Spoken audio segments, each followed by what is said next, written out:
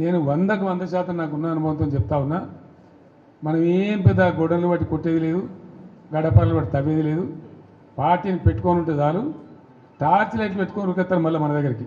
ఎక్కడికి పోతేరా నాయన అని చెప్పి ఆటోమేటిక్గా జరుగుతుంది. ఇవాళ రేపు ప్రజలు మునుపటి లెక్క గొర్రెల లెక్క లేరు. వీళ్ళన్నీ తీసేస్తున్నారు. యాదవుల గొర్రెలు తీసేస్తున్నారు.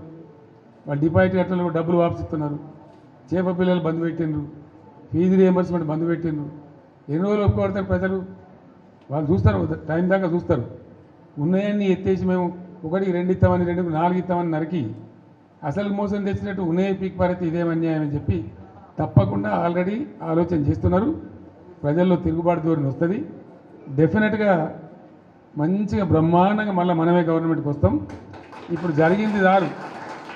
ప్రజలకు ఏమైందంటే అక్కడక్కడ ఇప్పుడు వస్తున్న అనుభవాలు కఠినంగా ఉన్నాయి. ఇక చాలనుకుంటారు. మళ్ళీ తప్పిపోయి కూడా కాంగ్రెస్కి ఏతరా బాబు అనేటువంటి అభిప్రాయానికి వస్తారు. కాబట్టి మనకి ఏం ఇబ్బంది లేదు. ఇప్పటిదాకా జరిగింది కూడా బీఆర్ఎస్ విజయగాథనే. ఈ పీరియడ్లో కూడా మనం పనిచేస్తూ ఉండాలా, తోచినంతలో ప్రజలు ఎంబడి ఉండాలా, ప్రజల సమస్యలలో వాళ్ళు ఎంబడి ఉండి పోరాటం చేయాలా. మీకు ఏదైనా మంచి చెడ్డ అయితే పార్టీ చూసుకుంటుంది, పార్టీ మీకు అండదండగా ఉంటుంది. మీరు ఇంత పెద్ద ఎత్తున లార్జ్ స్కేల్లో మహబూబాబాద్ నుంచి, కొంత మన మేడ్చల్ నుంచి, మన నల్గొండ జిల్లా నుంచి నాయకులందరూ వచ్చినారు. చాలా సంతోషం.